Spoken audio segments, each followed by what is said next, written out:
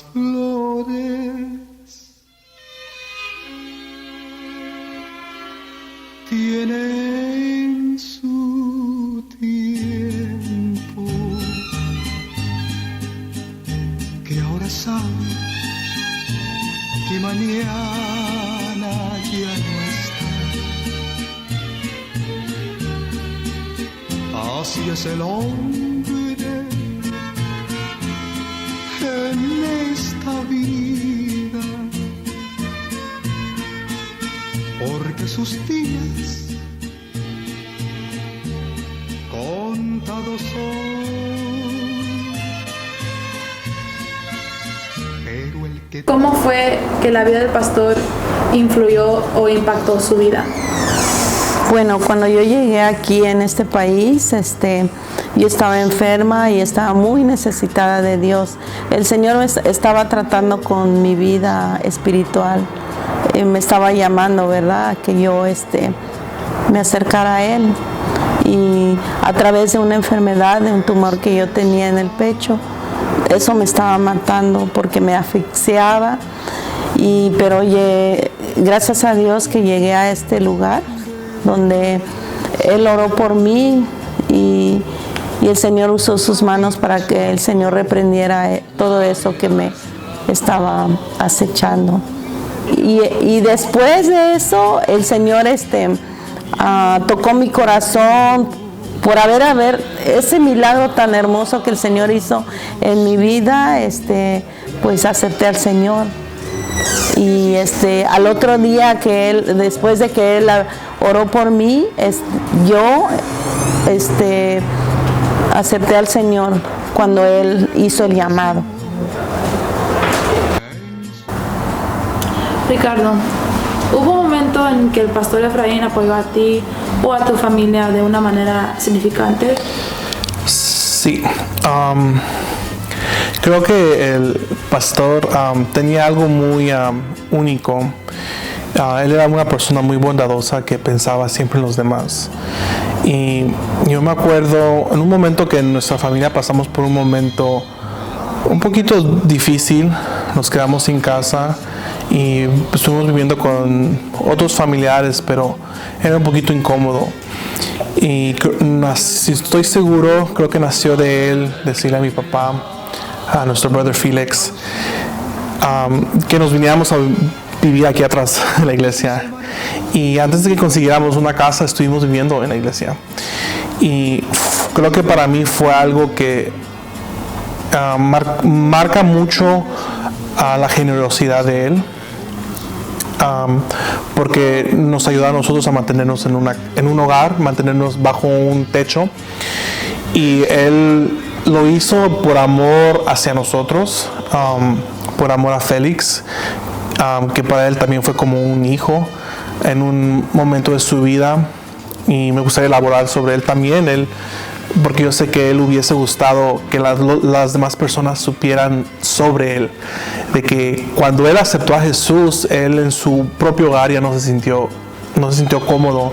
Sus papás eran católicos y sabemos que muchas veces la religión divide hogares, y él se sintió que él no pertenecía a estar en su casa, y el pastor Efraín fue el que lo tomó bajo sus alas, bajo su hogar, y vivió, si no estoy mal, él vivió con él por un tiempo.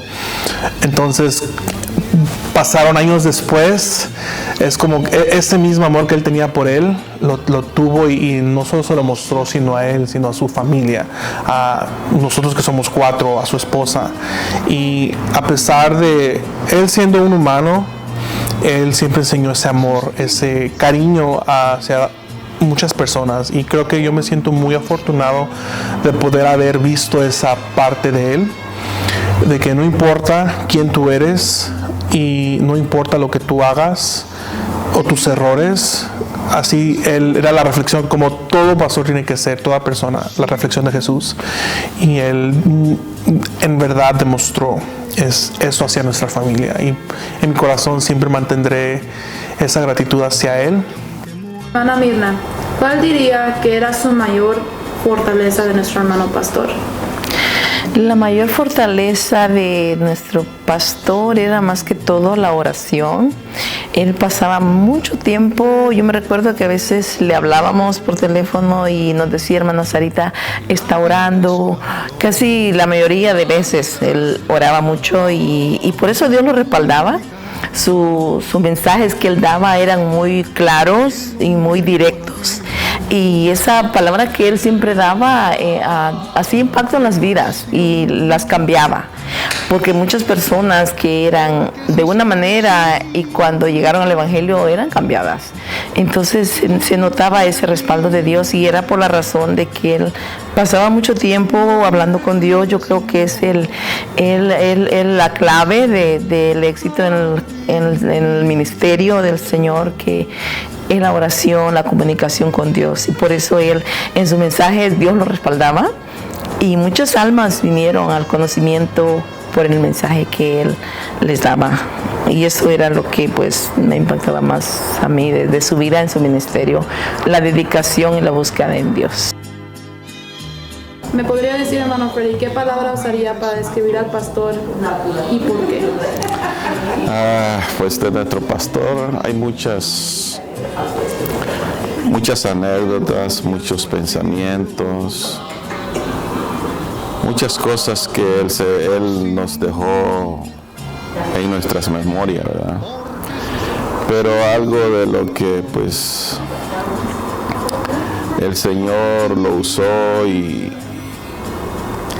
quedó a mí en mi corazón es que para él no había acepción de personas. Fue un siervo que le daba la oportunidad a los hermanos sin interés de monetarios, nomás si él miraba que en alguna persona Dios tenía un talento, él trataba de hacer pulir esa piedra. Entonces es por esa razón que quizás yo, como le decía en un mensaje, predico el día de hoy, porque el pastor me dio la oportunidad de un día poder predicar.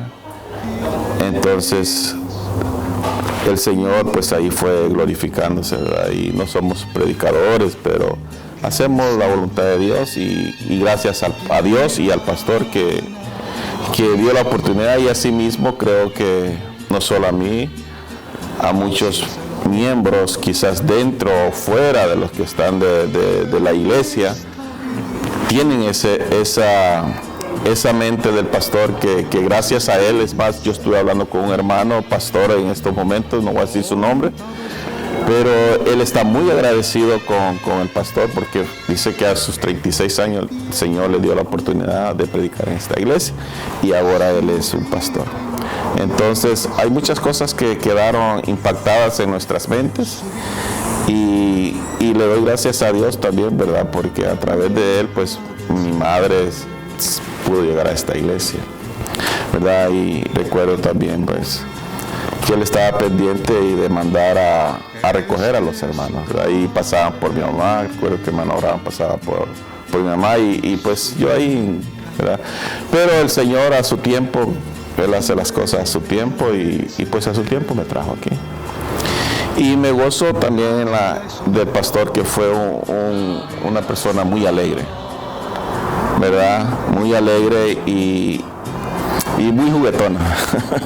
¿Verdad? Siempre andaba con cositas poniendo ahí, Serapio o cualquier nombre, ¿verdad? A mis hijos, ¿verdad? Y pues me alegro por la vida que Dios le dio a nuestro pastor. ¿Fue algo en su vida que el pastor impactó fuera del púlpito? Bueno, habiendo venido en las condiciones que venía, su testimonio personal de cómo fue la vida de él fuera del conocimiento de Cristo fue algo que me impactó. Y hay algo que tengo en memoria sobre un evento específico cuando a él le gustaban las aventuras de joven y de el conocimiento en los días postreros ya en el Señor de él, de que todos esos sucesos fue porque Dios ya tenía un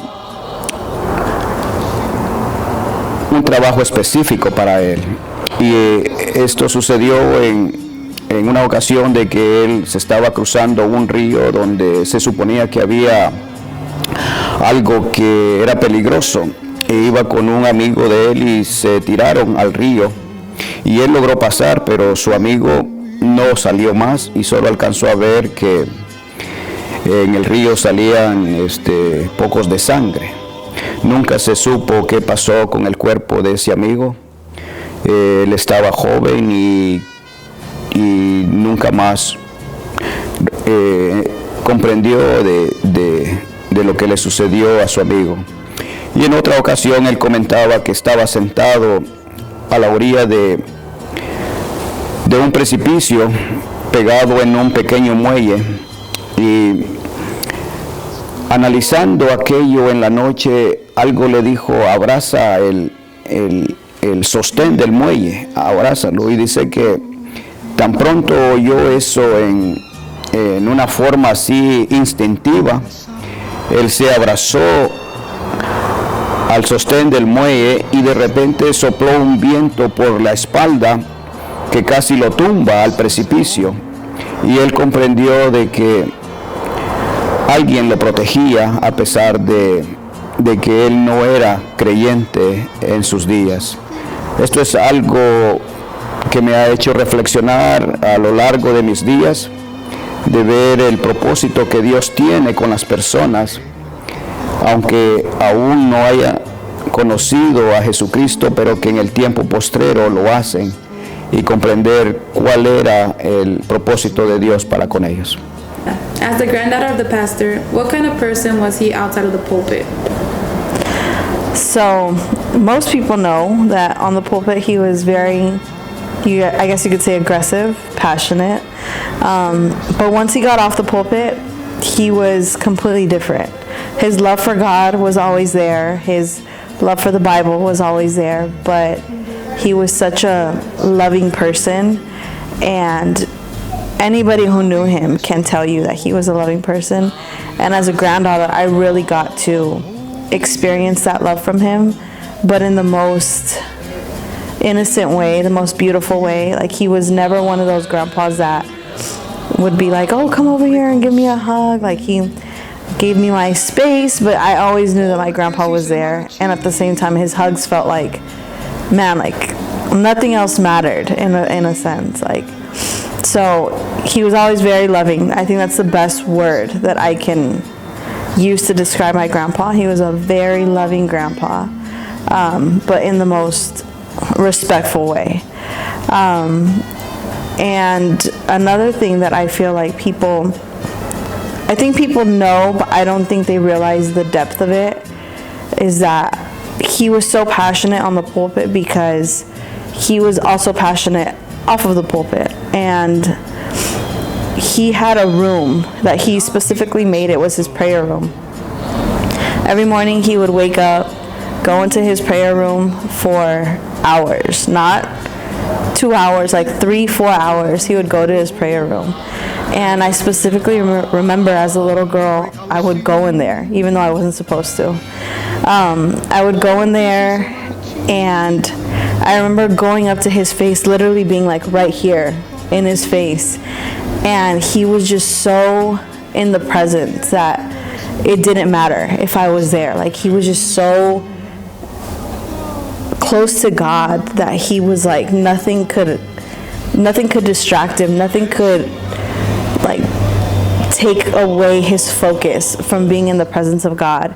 And I feel like a lot of people think that when you have such a calling and such a gift that maybe they go home and they're not the same, but my grandpa was the same. Like, whatever you knew him as, like, that's what he was. Like, he wasn't a different person at home.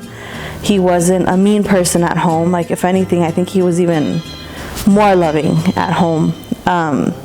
He wasn't this loud grandpa. He wasn't this, I'm going to give you all these gifts grandpa. Like, he was just there and you knew he was there. So he was very special. His dedication that I saw him have throughout my entire life. I was telling my mom that there's 4 things that have been in my life the longest, and it's my mom, my dad, this church, and my grandpa. And so now I'm down to 3.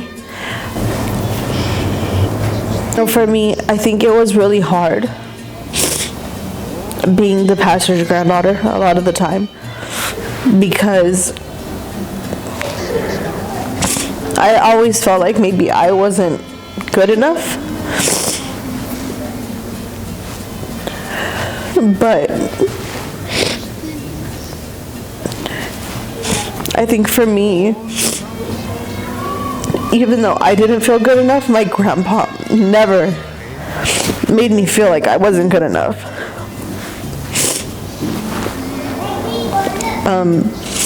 I think for me, one of the hardest things has always been that in my home we spoke English.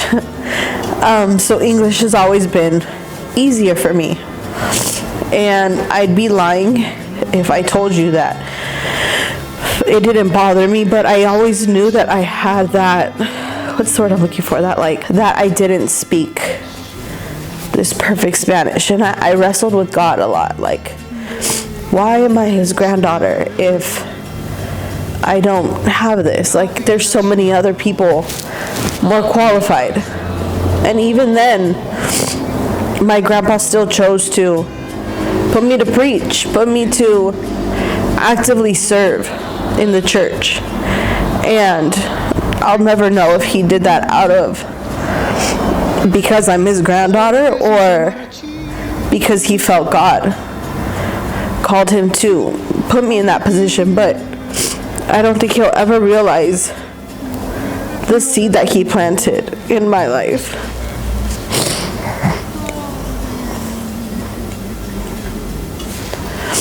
And I guess the confidence that came with him pushing me. And so for my kids, I hope I'm able to teach them to have that confidence that it's not about what I can or can't do or my weaknesses or my strengths. Like, it's taking what you have and giving it to God and allowing him to water that seed and to grow that seed. And so yeah, I'm grateful that he did do that. And I hope and I pray my goal in life is to be able to pass that down to my kids. And I recently shared that I want my kids to be bold. I want to be bold like my grandpa. He didn't care about his past. He didn't care about anything other than his love for God and his desire for others to know about God. So, yeah. Así, antes que se fuera para con el Señor, si es que usted me ama, que va a decir antes que se fuera al infierno. Pero la hora viene. Y la hora es cuando los muertos en Cristo resucitarán primero. Amén, hermano. Así que dejémonos de orgullo, dejémonos de vanaglorias, seamos ya humildes y sencillos, adorando a Dios. Gloria al Señor. Estás viendo vos, está en vivo. Hasta en vivo. Sí. Esto quiere decir que me oyen. Sí, lo están viendo. Arrepiéntanse. Cristo viene. Ya viene. Cristo viene, hermanos. Gloria a Dios. Si alguien oye, arrepiéntase hoy. Porque mañana va a ser tarde. Mañana vamos a ser muertos. Pero hoy que está vivo, arrepiéntase. Porque la muerte está en la mar, pero la vida está en la vida. Cristo la da. La muerte, Dios la manda, pero ya no tiene poder sobre nosotros.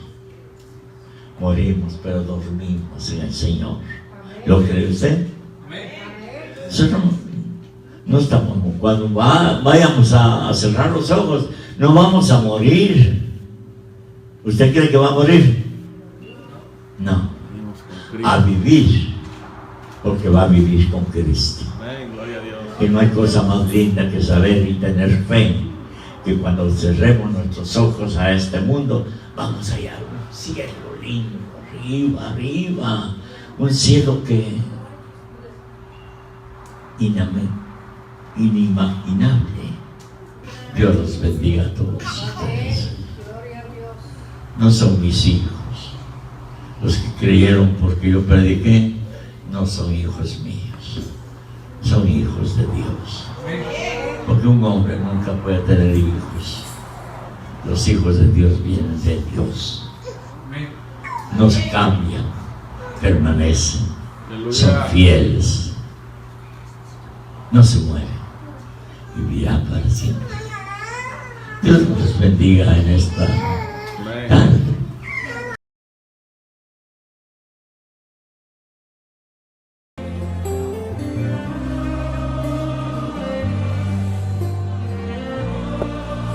Nuestro pastor siempre supo ver lo mejor en cada uno de nosotros. Con amor y firmeza, Él nos empujó a salir de nuestra área de confort. Él nunca hizo excepción de persona. A Él no le importaba si eras tímido. Él te iba a poner a predicar o a abrir el servicio. No le importaba si no tenías una voz bonita. Él te iba a poner a dirigir las alabanzas o darte un especial. Su deseo siempre fue ver que nos desenvolviéramos en un ministerio que sería nuestro propio ministerio. Él siempre quiso que la siguiente generación estuviera lista con una pasión en su corazón por las almas, con violencia para arrebatar el reino de los cielos. Si hoy en día hay algo especial en nosotros, en el remanente de Casa de Dios Montesión, es por el ejemplo al amor que Él le prendió a esta obra, que no solo fue esa, sino una obra más de 40 años. Hoy en día, donde quiera que nos encontremos, sea en esta congregación o en otra, siempre tendremos un ejemplo de un líder. Claro que no fue perfecto, pero siempre tuvo su mirada siempre en Cristo Jesús. Y si hay algo que podamos llevar en nuestro corazón, es el ejemplo que Él nos enseñó: amar a Dios y anhelar su presencia con todo nuestro corazón, y a vivir apasionados por Jesús, porque Él es el que nos ha entregado una salvación perfecta.